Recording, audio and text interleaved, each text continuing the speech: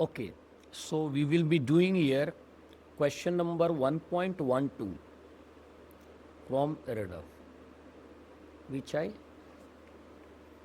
gave yesterday in the group. It says there are three particles.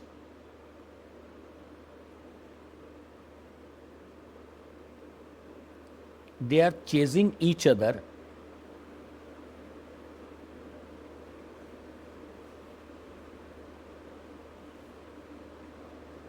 Say, first chasing the second, second chasing the third, and third chasing the first, continuously aiming towards each other at all instants. Say for the second particle when reaches over here, now the first particle which is over here will aim towards it, and the second particle will aim in along this line, and third particle will aim along this line. That is, ये वाला particle अब इधर को M करेगा,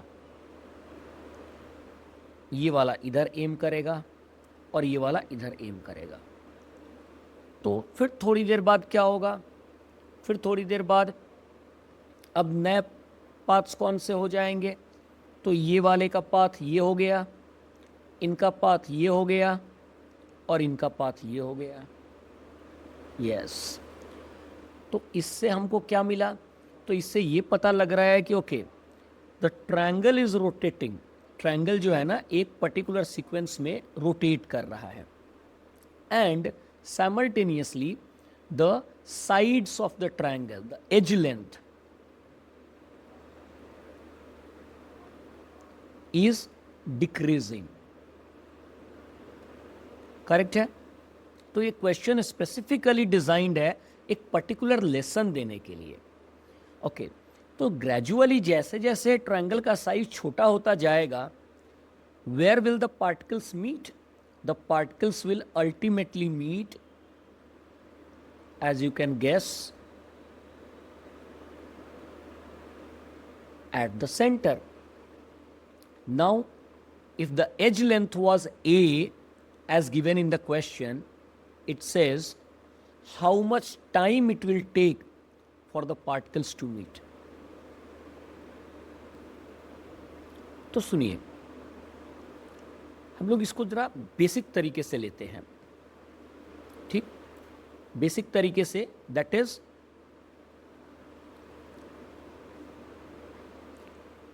से किसी instant पे अगर हमने लाइन को कंसीडर किया, से वो लाइन ये था, हॉरिजॉन्टल था इनिशियली, और एक पार्टिकल इस डायरेक्शन में जा रहा था और दूसरा इससे 60 डिग्री के एंगल पे था. तो पहले समझिए क्या हुआ और क्यों हुआ. तो ये जो सेकेंड पार्टिकल है, इसके वेलोसिटी के कंपोनेंट्स अगर हम करते हैं, तो एक कंपोनेंट तो इधर हुआ v cos 60 which is v/2, और दूसरा कंपोनेंट परपेंडिकुलर हुआ which is v sin 60 which is √3v/2. अब याद करो जो सर्कुलर मोशन के बेसिक्स कर रहे हैं हम लोग उसमें, कि क्या v cos थीटा इस लाइन के लेंथ को चेंज कर रहा है. हाँ, वो इसी डायरेक्शन में है तो ये लाइन के लेंथ को चेंज कर रहा है. क्या v भी लाइन के लेंथ को चेंज कर रहा है. हाँ, v भी लाइन के लेंथ को घटा रहा है. पर ये √3/2v क्या कर रहा है, ये तो परपेंडिकुलर है. तो √3/2v का रोल है लाइन को रोटेट करना. ये रोटेशन वाली बात ना बहुत इंपॉर्टेंट है, इस पर ध्यान देते रहिएगा. सो ये √3/2v का काम है रोटेट करना. तो एक बड़ी इंटरेस्टिंग चीज़ हो गई कि वेलोसिटी का एक कंपोनेंट ऐसा है जो केवल लेंथ को घटाने के काम में आ रहा है, और दूसरा कंपोनेंट √3/2v वो है जो लाइन को रोटेट करने के काम में आ रहा है. कह रहा है यहाँ इस क्वेश्चन में हमको चाहिए क्या, तो कह रहा है ट्रायंगल किधर भी रोटेट करे, ये किधर भी रोटेट करके जाए, हमें मतलब नहीं है. हमसे तो बस एक ही चीज़ पूछा है कि ये मीट कब करेंगे, और आपको भी पता है मीट कब करेंगे, जब इस लाइन की लेंथ घट के 0 हो जाए।